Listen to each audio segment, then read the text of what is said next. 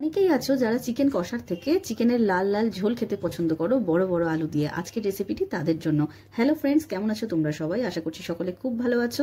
কুকিং.com-এ তোমাদের সকলকে স্বাগত জানিয়ে শুরু করবো আজকের চিকেন কারির রেসিপি।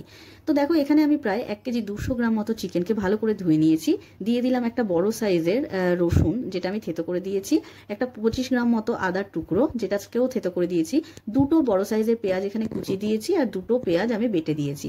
দিয়ে দিলাম 1 চামচ মতো জিরের গুঁড়ো, 1/2 চামচ হলুদ গুঁড়ো, আর 3 চামচ লঙ্কার গুঁড়ো। মিট মশলার কিছুটা ব্যবহার করেছি, বাকিটা রেখে দিয়েছি। সর্ষের তেল, লবণ দিয়ে দিলাম, এখানে টক দই। এবার সবকিছুকে ভালো করে দেখো আমি মাখিয়ে নেব। এটাকে ভালোভাবে মাখিয়ে নিতে হবে যতক্ষণ না মাংসটার গায়ে সমস্ত মশলাটা একদম ভালোভাবে মিশে যায়। আমি এখানে ম্যারিনেট করিনি, তোমরা চাইলে 1 ঘন্টা মতো ম্যারিনেট করে রাখতে পারো। কড়াইতে পরিমাণ মতো তেল দিয়ে আমি এখানে ডুমো করে আলু কেটে দিয়ে দিয়েছি। তারপরে আমি একসাথেই মাংসটাকে আলুর সাথে দিয়ে দিয়েছি। তোমরা যদি চাও তাহলে আলুটাকে আলাদা করে ফ্রাই করে তুলে রাখতে পারো, তারপরে চিকেনটাকে দিতে পারো, কিন্তু আমি একবারেই দিয়ে দিয়েছি। কিছুক্ষণ কষানোর পর দেখো আমি দিয়ে দিলাম এখানে প্রায় একটা বড় সাইজের টমেটো। আমি এইভাবে স্লাইস করে দিয়েছি, তোমরা চাইলে এটাকে বেটেও দিতে পারো। মাংসটা ভালো করে কষাতে হবে প্রায় 5 থেকে 10 মিনিট হাই ফ্লেমে। গ্যাসটাকে কিন্তু লো করবে না।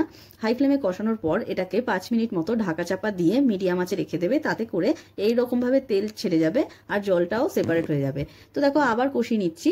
কিছুক্ষণ কষানোর পর আমরা এখানে বাকি যে মিট মশলাটা আছে সেটা দিয়ে দেবো।